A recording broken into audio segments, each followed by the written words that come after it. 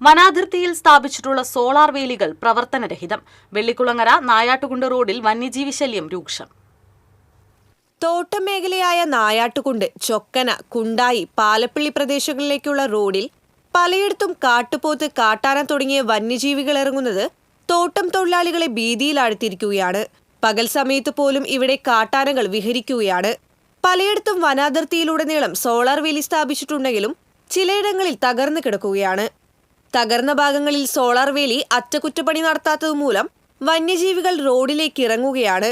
വെള്ളിക്കുളങ്ങരയ്ക്കും നായാട്ടുകുണ്ടിനുമിടയിൽ പഴയ ഫോറസ്റ്റ് ട്രാംവേയുടെ ഭാഗമായുള്ള ഗുഹ എന്നറിയപ്പെടുന്ന ഭാഗത്ത് സോളാർ വേലി തകർന്നിട്ട് നാളുകളേറെയായി. ഇത് ഫെൻസിങ് നോക്കാൻ സ്ഥിരം ഫോറസ്റ്റുകാരെ വരികയും മറ്റു കാര്യങ്ങളൊക്കെ ചെയ്തു പോണതാണ്. ഇവിടെ കാട്ടുപോത്ത്, ആന ഏകദേശം മിക്ക ദിവസങ്ങളിലും ഈ പരിസരത്തുണ്ട്. ഈ ഫെൻസിങ്ങിന്റെ കാല് വിട്ട് ഊരി കട്ടി കളഞ്ഞിട്ട് ഇതുവരെ അത് നേരെയാക്കാൻ ഒരാൾ പോലും ഉണ്ടായിട്ടില്ല.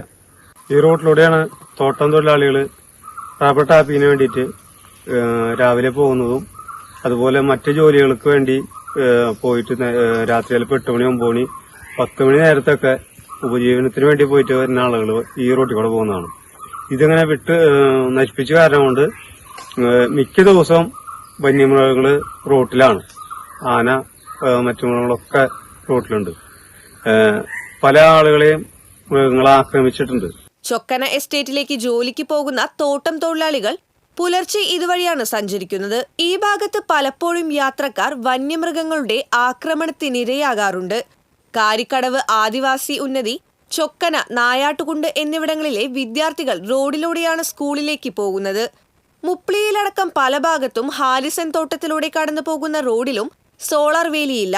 യാത്രക്കാരുടെ സുരക്ഷിതത്വം കണക്കിലെടുത്ത് തകർന്ന സോളാർ വേലികൾ അറ്റകുറ്റപ്പണി നടത്തി വന്യജീവികളെ പ്രതിരോധിക്കണമെന്നാണ് നാട്ടുകാരുടെ ആവശ്യം. TCV news, Kodakara.